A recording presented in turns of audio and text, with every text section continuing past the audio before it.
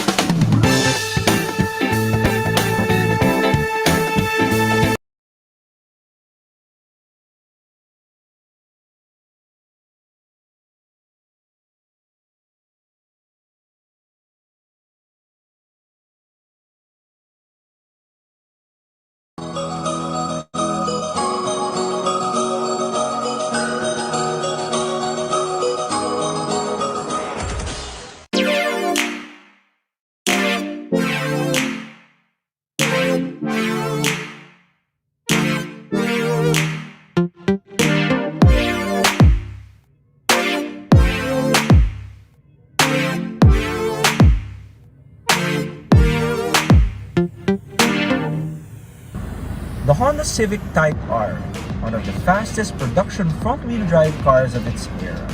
Radical, quick, guapo, name it all.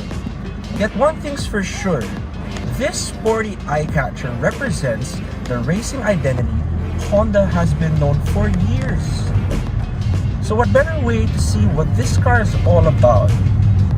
There's gotta be something we could do.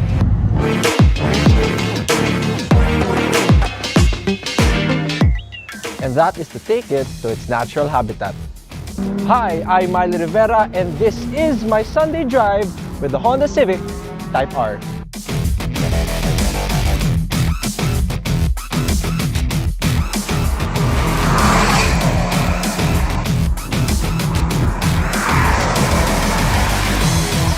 Driving at about 190 kilometers an hour, braking down turn 1. Wow, this car is so fun.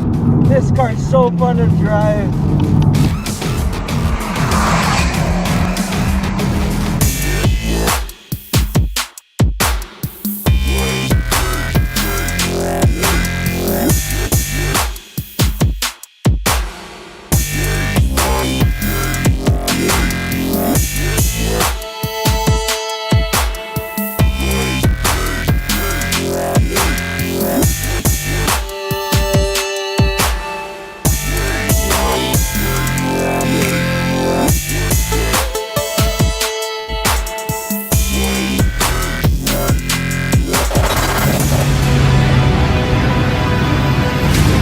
Perfect turning, so precise,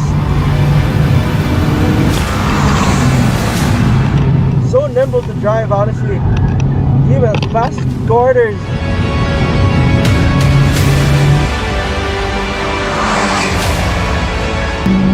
This is lovely, this is heavenly.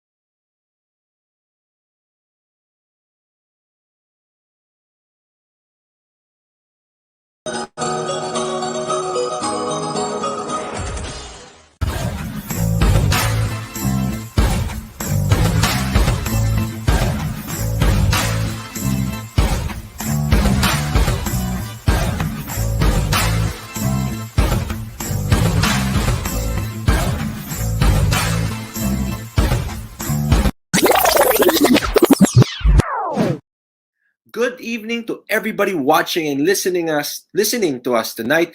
I'm your host Marley Rivera, and welcome to another episode of Manila Standard on the Road. Tonight is June 9, 2021, and we continue our Superdads of June special as we dedicate these episodes of June to all our hardworking dads out there who also make a lot of good times with their family and being able to juggle them all every single day at that. And our guest for tonight is no exception to that. Makikilala natin siya after the break we have later. But before anything else, here's our roundup of news for this week. Starting off with tollways owned by the expansionary conglomerate San Miguel Corporation have waived 230 million pesos in toll fees for the benefit of medical frontliners. Now, Skyway is among the SMC-owned tollways that have waived fees in favor of medical frontliners since the pandemic hit. SMC says its No Toll campaign is part of its support for frontliners against the COVID-19 pandemic. The free toll program, which regularly benefits more than 10,000 medical frontliners, has been in effect at the Star Tollway, South Luzon Expressway or SLEX, Skyway System, NAIA Expressway, and the Tarlac Pangasinan La Union Expressway or TPLEX since March 20, the company said. And among those who benefit from the toll fee program are doctors, nurses, medical and laboratory technicians residing in Metro Manila and nearby provinces. SMC is the only toll operator that continues to implement the no toll fee policy for medical frontliners at all its tollways, even as the country's vaccination program has begun. Since the start of the COVID-19 pandemic, SMC has been at the forefront of the private sector response to support medical frontliners in the country's healthcare system. Recently, the company shifted its focus from pandemic response to now recovery. It is spending some 100 billion pesos to vaccinate for free around 70,000 in its nationwide workforce. It has also started hiring and deploying doctors and nurses to help local government units accelerate their vaccination programs to protect more Filipinos and boost economic recovery. From all of us here on Manila Standard on the Road and myself, we would like to continuously thank San Miguel Corporation for their continuous help and support for our medical frontliners, especially that the COVID-19 crisis here in the country ay hindi pa nawawala. Our second news for tonight, GAC Motors returns to racing scenes in the Endurance Challenge coming this weekend. Now, GAC Motor Philippines makes its much-awaited return to the local endurance racing scene when it takes part in the Kalayaan Cup 12-hour endurance race at the Clark International Speedway on June 12, 2021.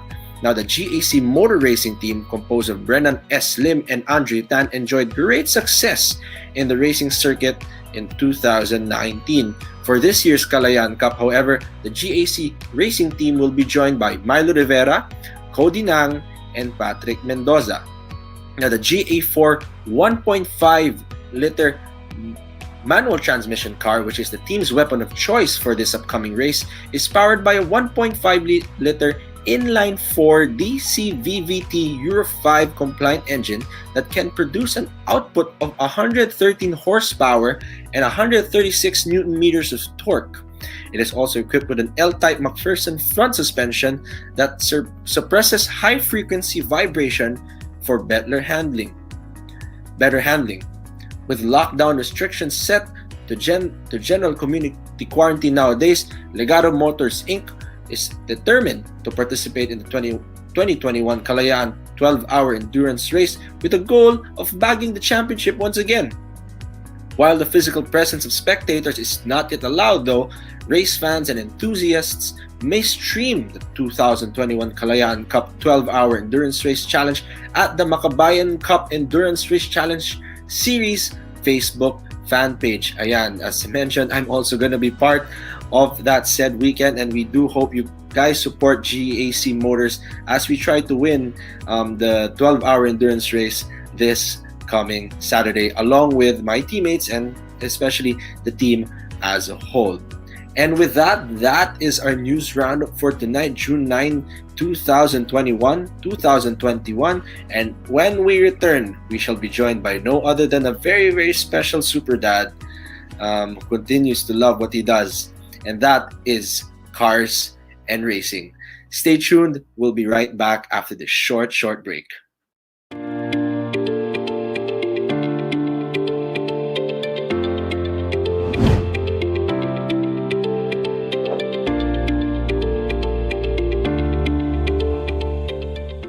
Recognition is for our partner Broadsheet, who displayed the highest level of understanding in year 2020 on the importance of delivering information contained in Pag-ibig Fund's news to the reading public through the publication of our news releases in the most expeditious manner.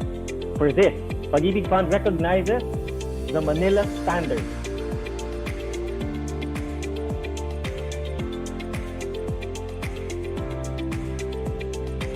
For leading print media companies in 2020 in extending the publication of Pag-ibig news releases in its online news site, thereby allowing more avenues for Filipinos to access relevant information about the Pag-ibig Fund.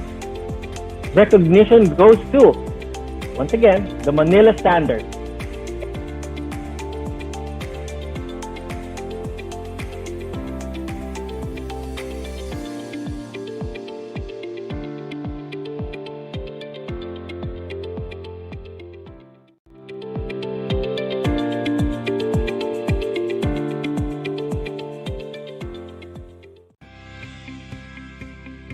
Welcome back to Manila Standard on the Road. Now, as mentioned, we are on our second installment of our Super Dads of June. Now, our guest for tonight is no exception to those who love cars from a very, very young age. And he was able to use that love for cars to be more involved, and now he's a more prominent figure in the world or in the local scene of motorsports and motoring. Sino ba pinag-uusapan natin ngayon? Our second Super Dad of June is no other than Mr. Mark Desales of Automobile Association Philippines. Hi Milo, good evening. Gandang gabi sa lahat. Thank you so much for joining us, Mark. At alam namin na very, very busy ka almost every day, di ba? Well, thank you for giving me this opportunity. No, in fact, ikaw lang ang kauna-unahang inuuhan ko sa interview. medyo ayoko muna sa limelight, so muna tahimik na buhay. Well, baka ito yung unang opportunity mong sumikat palalo dito sa Manila Standard on the Road. But kidding aside, maraming salamat sa pag-join mo sa episode na to and to be talked to by me, and for our listeners and viewers to also know more about you. So I guess to start all of this, paano ka ba nag-umpisa na magkaroon ng hilig sa kotse? How did cars enter your life? Was it late towards your life, or pagkabata mo pa lang mahilig ka na sa kotse? Well, since 10 years old ako, medyo yan na talagang nakahiligan ko because of my late father.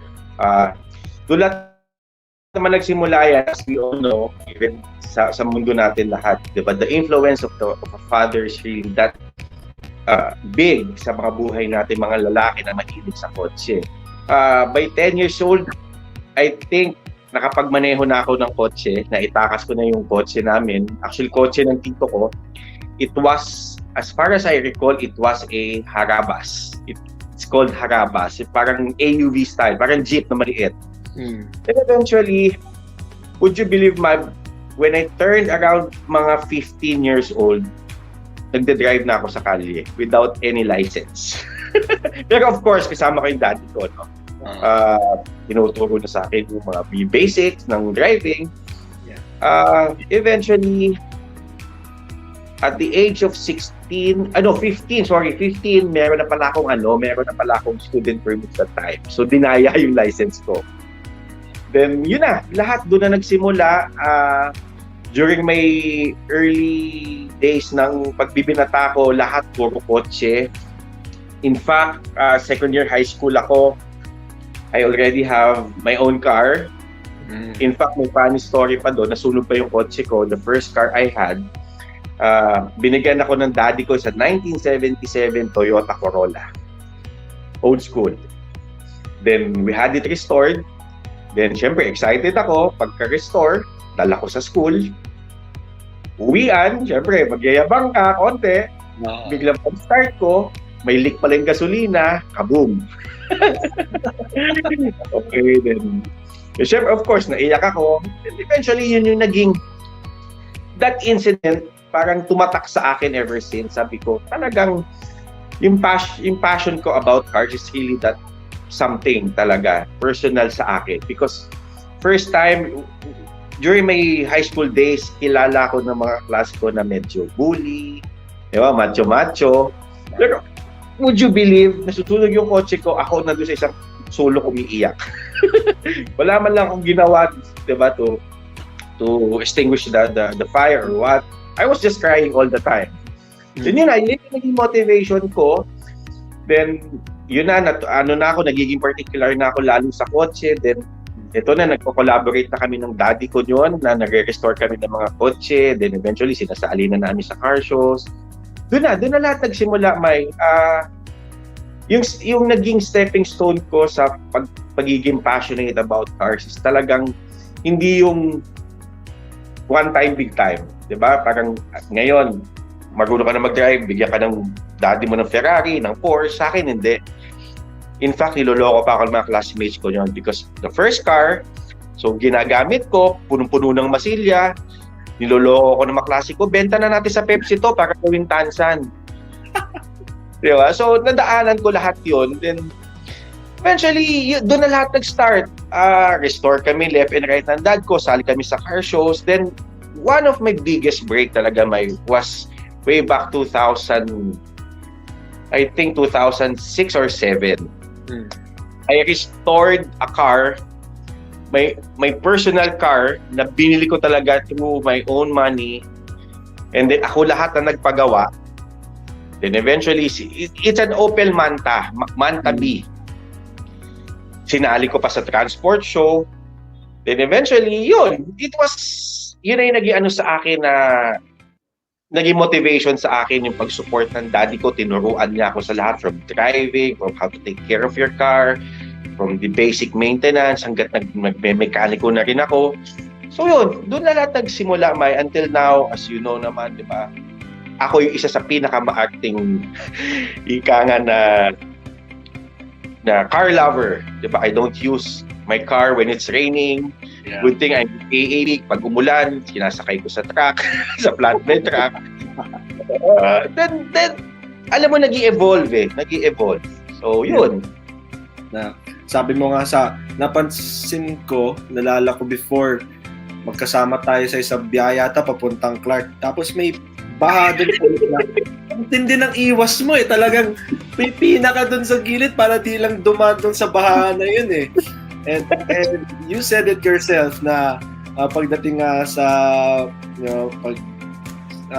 asikaso ng kalinisan ng kotse mo, and even down to the little things, you made sure that car quality, whether it's seen or not seen, is always attain. But siguro, yun nga, you mentioned din kanina na eventually you became part of AAP, or Automobile Association Philippines. How did that start?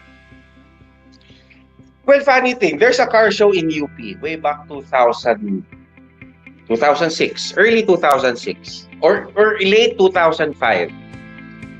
May car show sa UP, I was invited to be one of the judge. Then may booth doon ng AAP. Fortunately, I know the former marketing manager of AAP. And then si Sir June Espino was there. Then in-introduce. So, Sir June, this is Mark Desales. Mahilig din sa kotse yan, blah, blah, blah. Then tinanong na ni Sir June, mahilig ka sa karera? Sabi ko, oo naman, sir. Pero anong karera? At that time, of course, kasi my dad, and if you know Tom Pastor, the dad of Enzo and doon. Ano yan, magbarkada. Yeah. So way back 2002, 2003, I was supposed to run sa Philippine Touring Car. In fact, nakakuha na ako ng racing license sa PMA pa yon. Then on our way to Subic, yung gagamitin kong kotse, unfortunately, sumabog yung makina papuntang Subic. So, sabi ng father ko, sabi niya, medyo baka mapahiya ka lang, blah, blah, blah. So, na-cancel nga yung karera at that time. Sabi ko kay Sir Jun, kaya lang more on drag race ako, kaya lang mga kalye-kalye. Mga illegal drag race. So yun, doon na nag-start. Sabi niya, sige, kasi inaayos namin ni Mandy Iduque yung motorsports division ng AAP. Baka gusto mo. Sabi ko, sige, give it a try. Then, after how many days, nakapag-set ng interview with Sir Mandy. Then eventually, I got on board with AAP early 2006 to handle motorsports. In fact, kami lang talaga, literally me, Sir June, and Sir Mandy, kaming tatlo. Si Sir June, as we all know, di ba, hands-on yan. Pagdating sa karera, sa event itself. Pero yung mga paperworks, I am really at lost. Kasi walang opisina ang motorsports.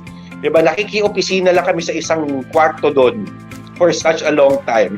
Yeah. Would you believe that? So, funny thing, nagbabasa ako sa sobrang boredom ko nyo kasi binabasa ko yung mga FIA books, yung mga dating write-ups, pati Yellow Pages, binasa ko na. Sa sobrang yun. Then, yun na yung the rest is history. Yeah. Well, and now we see AAP Motorsports now bigger than I guess what it was before based dun sa mga kwento mo, di ba? And they're very, very much active with so many events now in the country. And hearing this story from you, I can personally say na you are a pillar of it from the very beginning. So, yeah, di ba? Thank you. Diba? Is lang galing sa akin yun. Dahil inabutan kitang, liit-liit mo pa, putok-putok pa yung cheeks mo.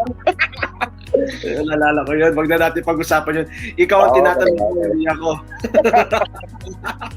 But anyway, ever since you started AAP up until now, what can you say are the most significant improvements or milestones, whether you're involved in, whether it was you involved or not, na AAP Motorsports was able to attain or to accomplish over those years naman? Well, it took me 12 years. 12 years ako handling motorsports sa AAP. Siguro, proud ako yung legacy na iniwan sa atin ni Sir June na, as you all know, hindi ko naman I'm a people's person kasi. So, nga, na-unite ko yung motorsports. Way back kasi may mga, alam naman natin may mga politika, pero nalagay ko sila kung saan sila dapat. 'Di ba? Yung relationship na na-build ko through the years among the drivers, the organizers, it's really something na ang laki na din na naitulong sa akin as a person. Diba? Siguro sa milestone lang as we all know, medyo that time nakilala AAP sa FIA, sa Asia Zone. We've been very active through the years. Yung development we started sa karting, Then eventually, napalaki natin yung circuit. Diba? So, with the help, of course, of my colleagues, not only in AAP, but of course with the Philippine Motorsport family, nagtulong-tulong lahat tayo that time. Yeah. Nagtulong-tulong lahat. And siguro ang naging breakthrough sa akin doon was medyo yung naging pogi tayo kay FIA. Eventually, nabigyan tayo ng mga different grants. So, we started off with the official safety trainings that we did for the past 4 or 5 years, I think. Medyo na level up natin yung officiating natin sa motorsports, 'di ba? International standard. And then siguro the MSDP, as you all know. 'Di ba, with the help of Coach Vip, iba yung naging impact sa atin ng MSDP. Kasi ito, hindi natin inakala magkakaroon ng ganung klaseng programa tayo. Then ikaw, alam mo yon kung saan tayo nagsimula sa MSDP, napalaki natin. Siguro din isang milestone natin, May, na very proud akong sabihin, yung dinala natin ng FIA dito in 2018. The FIA Sport Conference. Diba? That was the first event of the FIA in Asia. That was the longest 2 weeks of my life. As you, ito, alam mo yan, nasaksihan ko from day 1, May. So, it's really something very, very special sa akin na hindi ko talaga makakalimutan. Ay, nako. I've witnessed a lot of those things and became part of those milestones as well. And I'm very, very grateful also to be part of it and to even be a participant of it, diba? Pero with that said, now we've seen motorsports grow as to what it is now. There are still challenges along the way, but what can you say is something that you would want to look forward to, or what we should all look forward to, or what we'd hope to look forward to as the years go by sa motorsports dito sa Pilipinas? Well, ito kasi may yung nangyari sa atin na COVID, the pandemic. It's really something. So nag-flashback sa akin lahat yung mga kwento ni Sir June, yung 1970s, yung tinamaan tayo ng what you call it, the fuel crisis. 'Di ba, binanang motorsports for such a long time. So nag-flashback sa akin yung mga kwento ni Sir June na ito, may COVID tayo, may pandemic tayo. So since last year, I've been really working on it na ma-resume tayo, but unfortunately hindi masyado acceptable sa government na bakit iaalaw ang motorsports despite of what's happening globally, 'di ba? Pero that doesn't stop me, May. Even ang daming times na rineject yung request ko to allow motorsports, hindi ako tumigil. Sabi ko, hindi ko tatantanan nito. So, siguro, sabi ko, ako, mapaniwala kasi ako eh. Alam ko, ginaid ako ni Sir June na dito sa prosesong to. So, when I got the yes, so, ako yung isang pinakamasayang tao during nakatanggap, ika nga parang nakatanggap tayo ng matamis na oo. Well, yun nga. Given that, I hope we all look forward to motorsports being fully back again. Yun na muna. Ito, diba? Pero siguro, shy away muna tayo dun sa motorsports. Ikaw naman ang pag-usapan natin. You mentioned you mentioned you're a people person. You're very, very persevered to do so much things and make them happen. You being Mark Desales, what can you say is that trait that you've always lived by, and you've probably learned it from it before, or you want to instill it right now? But what is that trait that you would always live by, whether it's natutunan mo sa dad mo, kay Sir June, or kanino man as you grew older, more experienced? Ang dami, May. Ang dami. In fact, actually, napakadaming bagay, no? Pero siguro yung akin lang lagi is I always look for the welfare of everyone. The people around me. kahit ako na yung mahirapan, it's okay. But as long as nakita ko yung mga tao sa paligid ko masaya, okay na ako dun eh. Diba? It's very self-fulfilling yung ganun. Nakikita mo na you don't brag the things you do for them, but to see them happy, contento sa buhay, napakasaya. Yun yung na-instill sa akin ng dad ko, netong pagiging sa AAP ko, diba? Kasi as we all know, I've been with AAP for the past 16 years already, diba? 12 years sa motorsports, 3 years handling the operations, then now COO. So, ang laking, for me, napakalaking, it's a big challenge, diba?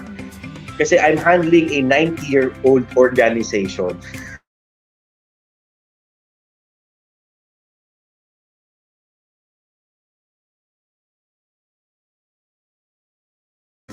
Diba? Everyday self-improvement. Kasi for me, when I was still with motorsports, for me, it's a dead-end road. Diba? Yun na yun. As long as may kumakarera, that's it. May coaching bumabangga sa pader, masaya, okay. Dead-end eh. Pero yung nabuksan yung mga opportunities ko, ang dami kong mga nakitang mga bagay-bagay. Diba? Yeah. So yun ano sa akin. And you just mentioned nga biglang dumating yung mga opportunities, medyo lumaki yung scope of work mo. And now you're still with AAP, but you know, medyo napalaki yung trabaho mo, napalaki rin yung title mo. Now from what used to be just cars, a love for cars, to getting involved with AAP, to getting involved in motorsports, now lumaki na. May kausap ka na dito, may ginagawa ka na doon, and it's motoring already in general, mobility at that. And from those experiences back then in motorsports, how are you able to use them in assuring quality work ngayon sa trabaho mo ngayon, which is COO, di ba, of AAP? In fact, hindi ko din alam, honestly. honestly, hindi ko din alam na paano ko nagagawa ng lahat sabay-sabay. Di ba? Being here, in my position, it doesn't require you na to oversee lang, 'di ba? Iasa mo lahat sa mga managers mo. I am very hands-on in everything. Kaya sometimes napapagalitan ako ng mga ng board na, Mark, hindi ko naman kakayanin lahat yan. Hindi sir, kaya ko lahat po yan. 'Di ba? Then, kapag nakikinig na ako sa gabi, isipin ko, paano ko nga pala nagawa yun? Especially the time last year, nag-pandemic tayo. Sabi ko nga, that was my torture test sa career ko sa AAP. Torture test sa akin yun. As literally, di ba? Iniisip mo yung mga tao, iniisip mo yung kumpanya, iniisip mo yung buhay mo, yung personal mong buhay. Ewan ko. Di ba? Ika nga, you know me. Ako si Iron Man, ika nga. Di ba? Talagang thankful ako sa Diyos na hindi niya ako pinapabayaan. Yun naman. Siguro for the enlightenment of those watching us, ano ba mostly scope of work mo? What do you usually do now as COO of AAP? Kahit overview lang. Well, madami kasi ang daming units ng AAP, diba? We have the membership, we have the operations, the towing side, we have the auto care, we have the road safety, we have the motorsports. Diba? Napakadami. So, na-instill ko lang kasi sa mga managers ko na I trust them that they will do their job. Especially now na naka-work from home kami, diba? Tiwalaan lang tayo. So, mas tinignan ko kasi yung output eh. Then, I require everyone to be physically present in the office and then what they're going to do there. Wala. Diba? It's just the output. So, yung in-implement ko yung work from home, naging effective. Thankfully, naging effective siya. Mas nakita ko yung mga kasama ko sa trabaho, mas naging productive sila kahit nasa bahay. Yeah. Diba? So, yeah. Mukhang di ba? Masasabi mo ba mas napabusy ba yung scope of work mo ngayong pandemic o mas busy pa nung bago magka-COVID? Mas tong pandemic, of course, kasi hindi ko alam ko anong gagawin ko sa ganito pagkakataon eh, di ba? No one's prepared. Ika nga, di ba? So what I did, yung in-establish ko yung yung foundation, yung office during a pandemic situation. It took me almost 5 months, I think, na medyo sabi ko, oy, matibay na. Diba? Kaya pala, kaya. So, yun, actually, yung tiwala lang yun sa mga managers ko, yun yung naging, tsaka I don't treat them kasi na, COO ako, boss nyo ako, hindi ganun eh. I treat them as friends. Diba? Na, Sabi mo nga, di ba kanina, you're a people person and you always want to look for the betterment and the welfare of the people around you, especially in the workplace. Ngayon, dako naman tayo sa other side of the spectrum. Family mo naman. I know I think you're just a new dad and congratulations to you on that. How are you able to manage time na? Alam mo, ikaw na mismo nagsabi, marami kang ginagawa sa trabaho mo, yet you still go home to your family and make sure they're happy. Your wife Joanne is happy. Your son, your young son Mick is daughter. Sorry. Baka iba yung sasabi ko. But anyways, yun nga. Now you have you also have to juggle work and family. Diba? What do you think or what can you say is your technique to be able to be successful at that every single day pag uwi mo at pag alis mo ng bahay? Well, siguro kung meron man naging maganda nangyari about this pandemic sa akin is yung ito, di ba, naka-lockdown tayo for several months, so me and my wife talaga really enjoyed yung time namin together with the baby. Sobra-sobra, though nakakalungkot, hindi namin siya talagang 101% na ma-enjoy na bringing her to different places, whatever, but yung mas natutukan namin yung anak namin. Diba? Before, of course, uwi kami dito, the rest of the night is talagang nakafocus na kami sa baby, and then during weekends, talaga we make sure na it's really a family time for us. Good thing na lang nga din na wala na ako sa motor source because as you know, di ba, talagang lahat ng ko bahay, di ba? This baby, is a blessing, not only sa amin mag-asawa, but for me personally, nag-iba yung perspective ko sa buhay. Yung kaakya ko sa kotse, medyo nababawasan na. Di ba? Of course now, alis ka, kasama mo yung baby, ang daming bit-bit na gamit, diba? So, hindi na maglalaro yung baby, hahawak sa salamin. Before, kapag yung wife ko, hawakan yung salamin, diba? Ganon. So, it really changed me. Talagang 360 degrees yung ikot. Ika nga parang slalom, 360 yung ikot ng buhay ko when Nick really came to our lives. And would you say na there's that lesson your father was able to instill to you na ngayon ina-apply mo naman sa daughter mo, kay Mick? Yeah, more on ako yung disciplinarian kasi. My dad was a disciplinarian. Ako yung, syempre kasi babae, no? So, ako yung do sa side na, don't do that, diba? That's dirty, but the mom is, no, it's okay, so let her enjoy, diba? Bata yan, so it's really fun. Managing between my family and my work, since naka-work from home naman ako, naka-schedule naman yung for the week ko, I just make sure na when I'm working at home, nakaiwalay ako sa baby, of course. Diba? Para wala din disturbance sa akin and hindi naman niya makita na lagi akong work. Well, bata pa naman siya, but still, di ba, minsan yung images na ganun, naaalala na niya at a very, very young age. So, yeah, correct. Kasi si Joanne kasi right now is reporting back to work na kasi she's in a bank, so required sila, no? So ako yung naka-work from home. So, yun. Nasa yung bigat.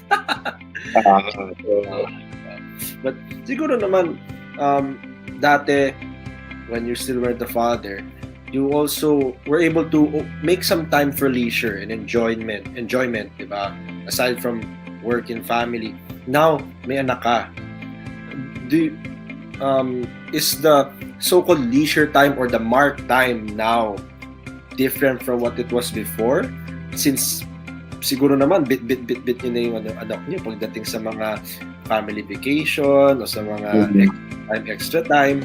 How is it now compared to having Mikmik, before having Mikmik? Well, ngayon mas dahil pandemic din, hindi na rin ako nakakalabas, no? Netflix. Netflix ako ng Netflix. Kasi panggabi akong tao eh. So, sabi ko nga, sa work ko, mas gumagana yung utak ko at night. So, sabi ko, sanay na yung mga kasama ko sa trabaho na late at night, magme-message ako sa kanila pag may naisip ako. Diba? So, sasagot sila kinabukasan na, or it's okay. Pero, yun na lang siguro yung me time ko ngayon. Manood ng Netflix. And then, at times, pag medyo talagang heavy o kailangan ko talagang mag-isip at huminga, I just drive around. Yeah. Quick drive around lang talaga, even late at night, isang takbong saan man. Then, palusot ko na lang din yun para ma-exercise din yung mga kotse. Ay, nako. Yun na lang minsan yung nagagawa natin, lalo na pag may mga kotse, hindi naman hindi mabiyahe ng malayo. So, minsan, village na lang, di ba? Yes, correct. Anyway, yun. Your child, your daughter is eventually gonna grow up. Eventually gonna, be more open to what's there. Ngayon, 2 years old pa lang siya. You mentioned 2 years old? No? Yeah, she just turned 2 last month. And siguro, what would that lesson that you would want to impart to her eventually or maybe now that gusto mong tumatak sa kanya habang buhay at yung i-apply niya yun in everything that she will do? Gusto ba bang maging car aficionado rin siya? Or something in general na you would want her to live by? Siguro, alam mo, every night I pray to the Lord na siyempre, of course, yung health, most especially health niya. Pero for me kasi, lumaki siya na maging mabuting tao. That's the most important thing for me.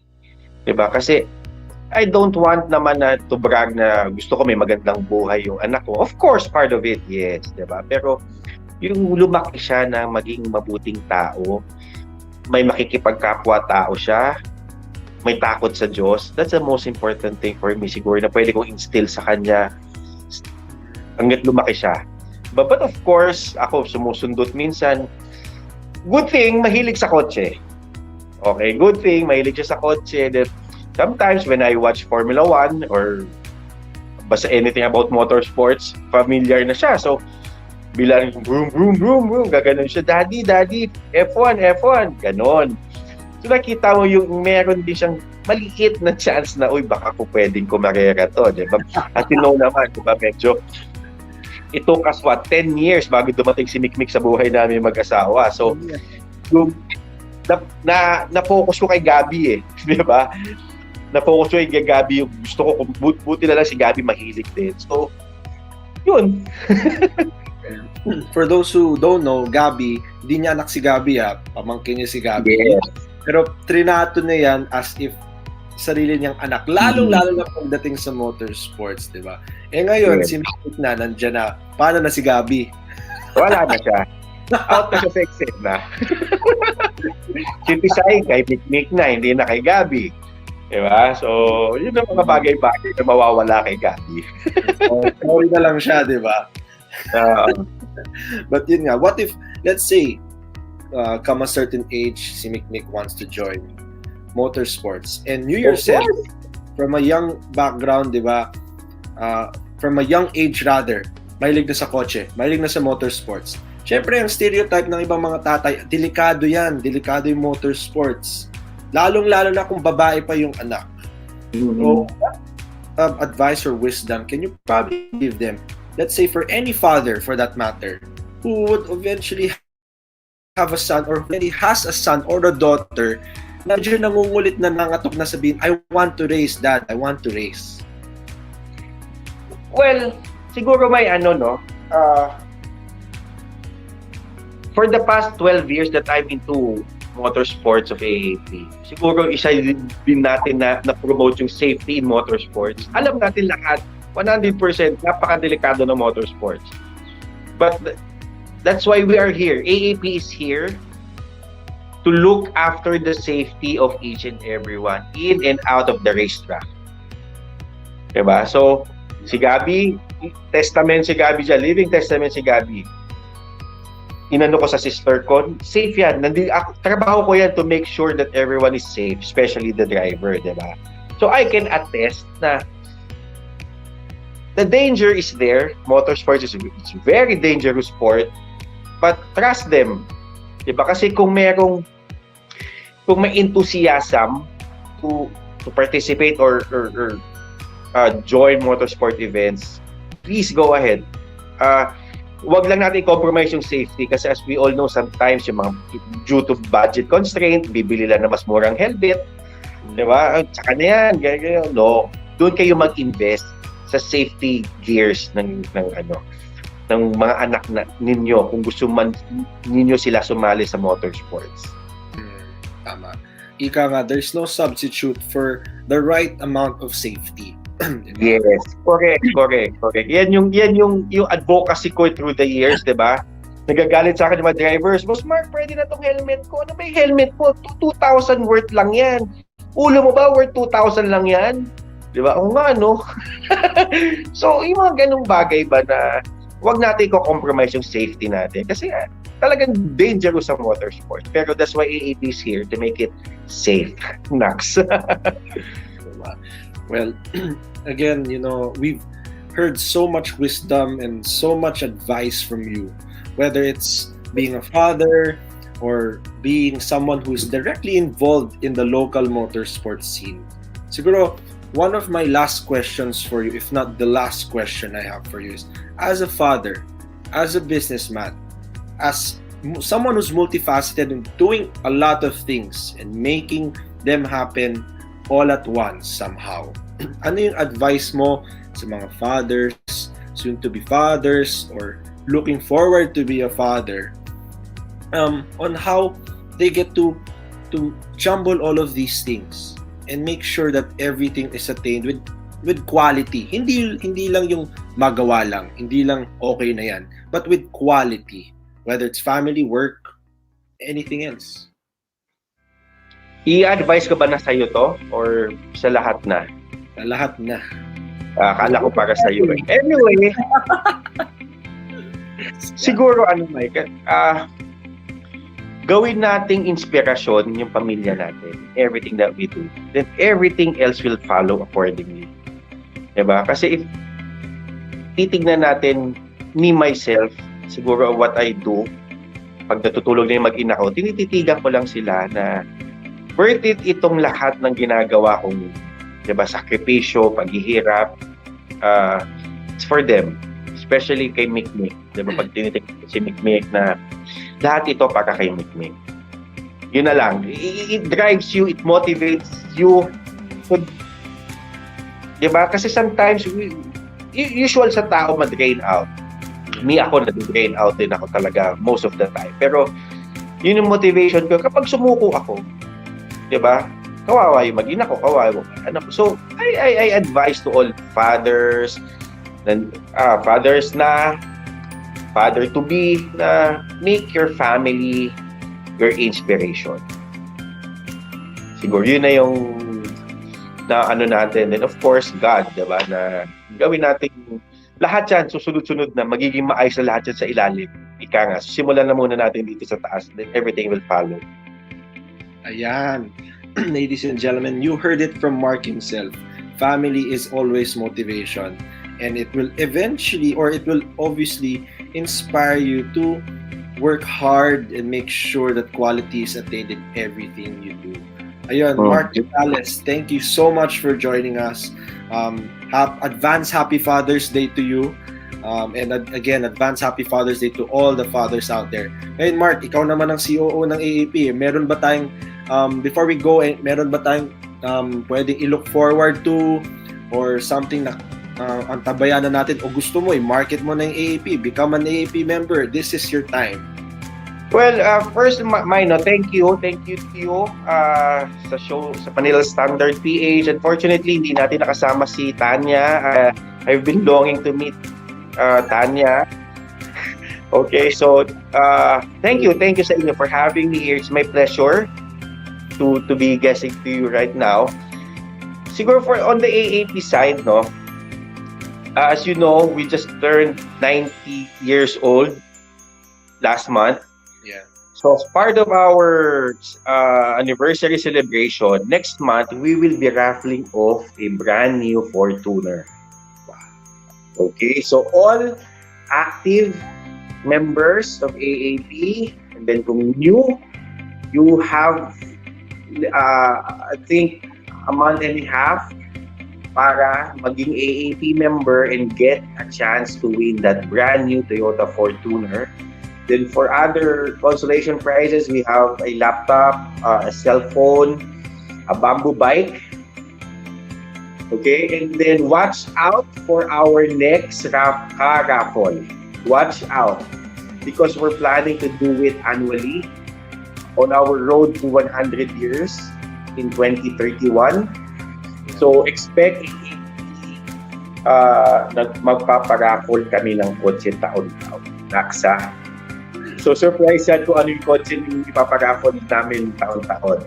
Okay, as you all know, AAP is the exclusive towing provider in North Luzon Expressway and SCTEX, the Subic-Clark Tarlac Expressway, and the whole stretch of SLEX, including the newly opened Stage 3.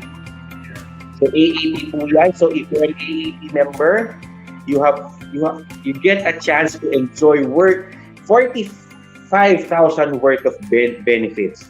So, di ba, you're just going to be an AAP member for 2,400 pesos, pero yung value mo is around 40 to 50,000.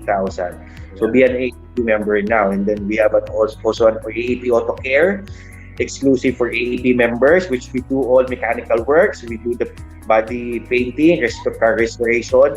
So, all in one. And of course, the motor sports and our road safety. So, watch out also for our road safety projects this year. So medyo nahintula kami because of the pandemic, but we're now restarting to do different activities and projects in line with our road safety advocacy. Okay, so be an AP member now. And if they want to be an AP member, www.aap.org.ph, or you can download our AAP app, mobile app. It's AAP Go. Available yan sa Android and iPhone. Okay? Please like our page. Sakto. Di ko na kailangan tanungin pa. And there you have it, ladies and gentlemen. Sinabi na niya where to go, how to keep yourselves updated, how to even become an AAP member. But most of all, the stories and the wisdom from Mark Desales tonight is what will make this episode very, very special, especially as we continue to celebrate our Superdads of June special. Mark Desales, again, thank you so much for joining us, and we hope and we continue to pray that everything will be well, not just in motorsports in general, but for Philippine motoring as well. Well, thank you very much. Thank you for Mr. Milo Rivera. Thank you for having me in your show.